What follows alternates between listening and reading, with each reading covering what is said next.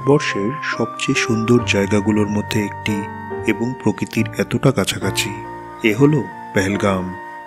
আমাদের পরিচিত হাসেলস অ্যান্ড বাসেলস থেকে কয়েকশো মাইল দূরের এই পেহেলগামে ঘড়ির কাঁটা যেন থমকে গেছে, বিরাজ করছে অপার্থিব সৌন্দর্য। তবে পেহেলগামের মেইন মার্কেটের চিত্রটা একটু আলাদা। রাস্তার দুপাশের ল্যাম্পপোস্টগুলো দেখলে মনে করিয়ে দেয় ব্রিটিশ পিরিয়ডের কোনো এক হিল স্টেশনের কথা।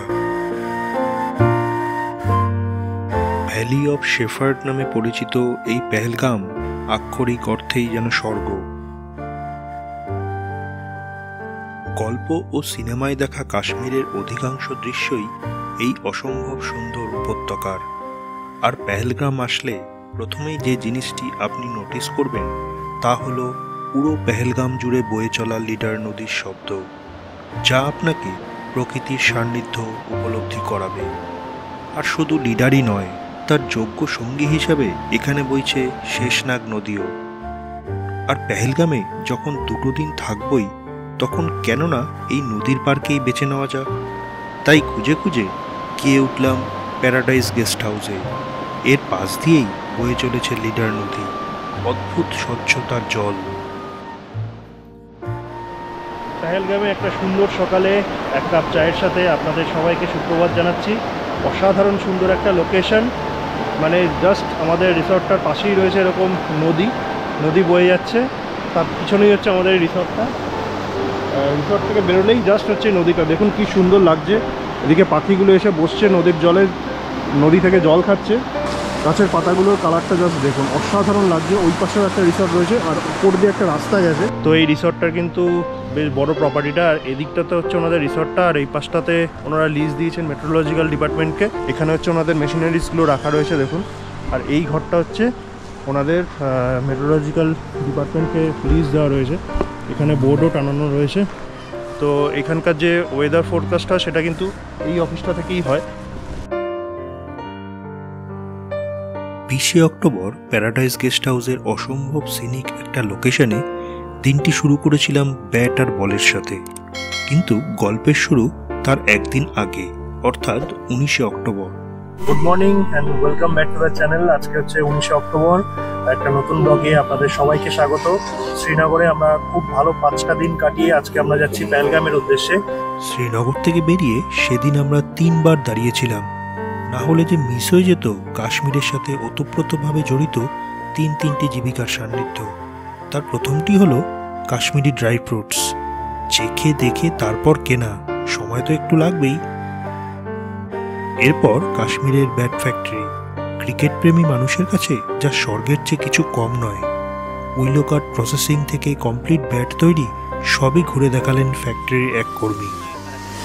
अच्छा जो ताकि ये ड्राई हो जाए, इसका मॉइस्चर ड्रॉप हो जाए।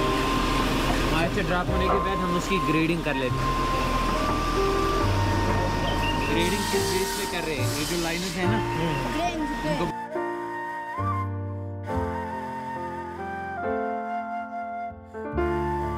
এরপর কাশ্মীরের জগৎ বিখ্যাত আপেল বাগান।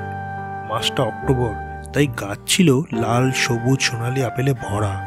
ইচ্ছে মতো অ্যাপেল জুস, জ্যাম খেয়ে অবশেষে ফের রওনা। दारुण दारुण ये जैम है ना सारा, जब मतलब कितना जमीन कितना है? 6 एकड़ है हमारे। 6 एकड़ है। और वो जो आप उस रास्ते के उस साइड जो है वो थोड़ा है, उधर से आप लोग मतलब बेचते हैं वो जैम वगैरह, वो सब जूस वगैरह भी मिलता है। जूस बनाता है और जाम भी बेचता है, उधर सेब भी बेचता है। इधर पूरा गार्डन है। हमने इधर सेब तोड़ा फिर रखा उधर। अच्छा, उधर चलता है हमारा एक्चुअल गार्डन यही है, एक्चुअल गार्डन यही है। हाँ सही है। দুপুরবেলা পেহেলগাম পৌঁছে আমরা দেখে নিয়েছিলাম খুব জনপ্রিয় একটা স্পট, বাইশারান ভ্যালি, যা মিনি সুইজারল্যান্ড নামেও পরিচিত।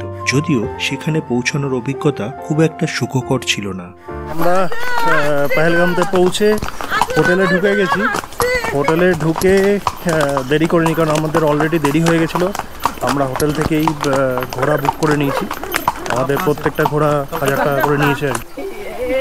সামনের রাস্তাটা দেখুন জাস্ট, মানে এতক্ষণ তো সোজা রাস্তায় আসছিলাম, এইবার রাস্তাটা দেখুন কোথায় উঠছে ঘোড়াটা। রাস্তা বলে তো কিছু নেই, মানে পুরো খাড়াই।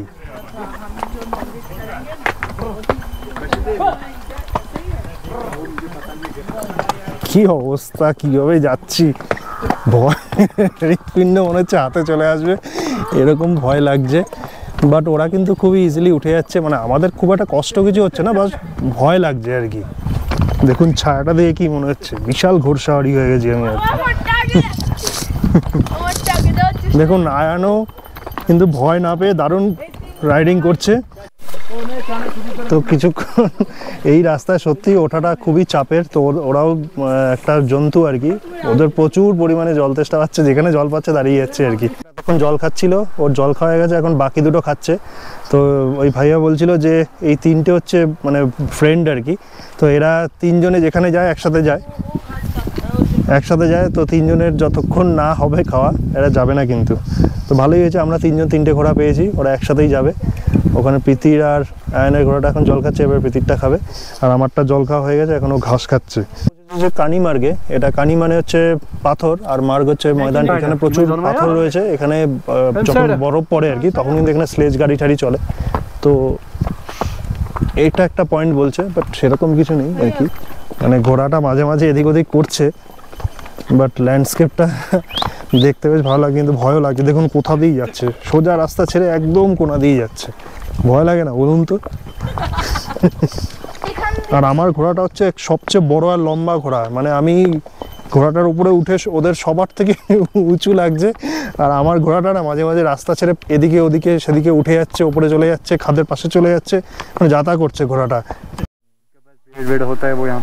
তো আমরা এখন রয়েছি হচ্ছে দাবিয়ান ভ্যালিতে। এখানে কিন্তু আগে শিকার করা হতো, বাট এখন কিন্তু শিকারের পারমিশন দেওয়া হয় না।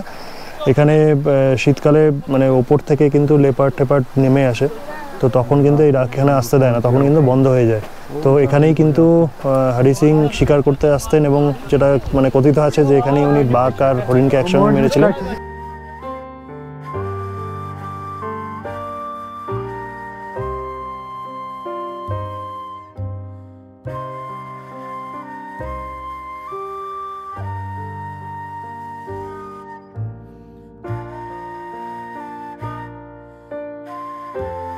সুইজারল্যান্ড, মিনি সুইজারল্যান্ড বলছে বৈশরণ ভ্যালি, অসাধারণ সুন্দর। আপনারা যদি আমাদের হিমাচলের খাজিয়ারের ভিডিও না দেখে থাকেন, দেখবেন অবশ্যই।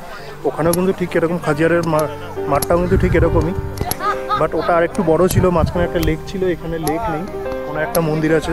খুবই সুন্দর জায়গাটা, চারিধারে বরফের পাহাড় রয়েছে, যদিও বরফ এখন নেই আর কি, কিন্তু সুন্দর বেশ জায়গাটা। এখানে দেখুন ছাগল পায়রা নিয়ে ওয়েট করছে ছবি তোলানোর জন্য। আর একটা ঘটনা যেটা আমি বলছি আর কি, লাস্ট টাইম পুরো রাস্তাটা ভালো আসলাম, ঘোড়াটা লাস্টে যেখানে এসে দাঁড়াবে সেখানে এসে একটা শিকড়ে পা বেঁধে পড়ে গিয়ে আমাকে ফেলে দিল। খুব একটা বেশি লাগেনি, আমার ঘড়িটা ছিঁড়ে গেছে আর কি, মানে বড় বাচ্চা আবার বেঁচে গেলাম। দুটো ফাড়া গেল কিন্তু, একটা গাড়িতে, একটা হচ্ছে এখানে। তো এটা কিন্তু একটা ভালো ইন্ডিকেশন নয়, বারবার ফাড়া যাচ্ছে আমার কাশ্মীর ট্যুরটাতে। বৈশরণের অমোঘ আকর্ষণকে উপেক্ষা করা কঠিন, বাট ফিরতে তো হবেই। তাই মনকে বোঝালাম একটা দারুণ সন্ধ্যা অপেক্ষা করছে আমাদের জন্য, কারণ বৈশরণের উদ্দেশ্যে বেরোনোর আগেই গেস্ট হাউসের ভাইয়াকে বলে এসেছিলাম লিডারের পারে বনফায়ার করব।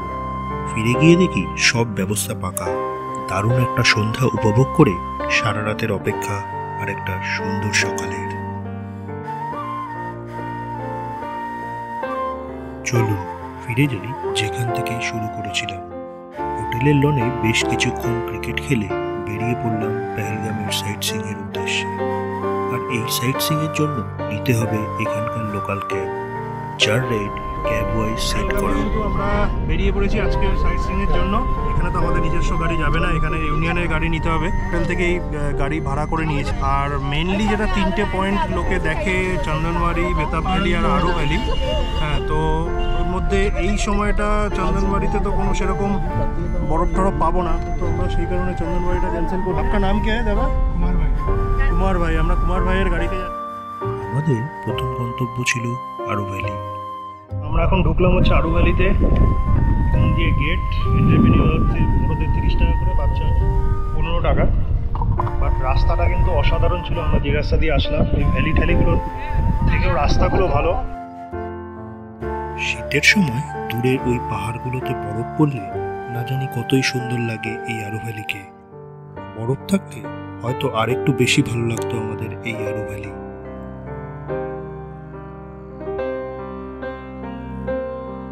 তো আজকে আমরা পেহেলগামের লাস্ট পয়েন্ট যেটা বেতাব ভ্যালি, সেখানে চলে এসেছি। বেতাব ভ্যালিটা কিন্তু আরু ভ্যালির থেকে বড়।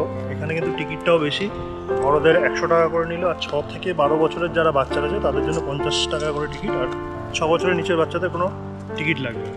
তো বেতাব যে সিনেমাটা হয়েছিল সেই সিনেমার নাম থেকেই হচ্ছে এই বেতাব ভ্যালির নাম হয়েছে। এইখানেই এই সিনেমাটা শুটিং হয়।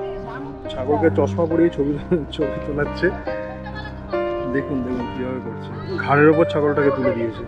তো এখন আমি রয়েছি বেতাব ভ্যালিতে। আমার কিন্তু আরু ভ্যালির থেকে বেতাব ভ্যালিটা অনেক বেশি ভালো লেগেছে। বেতাব ভ্যালির ঠিক বাইরেই, মানে ঠিক পাশ দিয়েই যাচ্ছে হচ্ছে এরকম একটা সুন্দর নদী।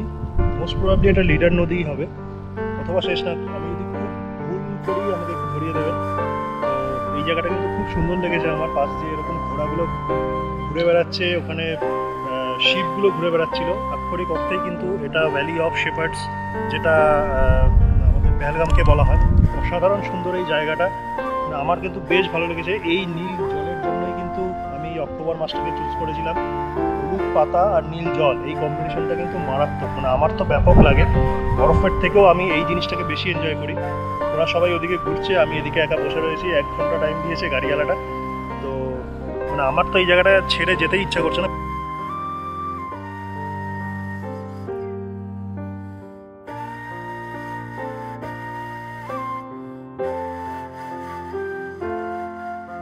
বেতাব ভ্যালিতে এসে আমার কিন্তু একটাই গান মনে পড়ছে, ইয়ে হাসি বাদিয়া ইয়ে খোলা আসমান আ গয়ে হাম কাহা এ মেরে জানে যা। অসাধারণ সুন্দর একটা জায়গা, মনে হয় এই জায়গাটাকে উদ্দেশ্য করেই কিন্তু এই গানটা লেখা হয়েছিল। অসাধারণ সুন্দর এই ভ্যালি, অবশ্যই কিন্তু আসবেন। তো এই ছিল আমাদের পেহেলগামের গল্প। আমাদের গোটা কাশ্মীর সিরিজ কীরকম লাগলো অবশ্যই কমেন্ট করে জানাবেন। যদি ভালো লেগে থাকে অবশ্যই লাইক এবং বন্ধুদের সাথে শেয়ার করতে ভুলবেন না। আমরা খুব শিগগিরই ফিরে আসবো এরকমই নতুন কোনো ভ্রমণ অভিজ্ঞতা নিয়ে। ততক্ষণ ভালো থাকুন, সুস্থ থাকুন এবং দেখতে থাকুন রোম টেলস।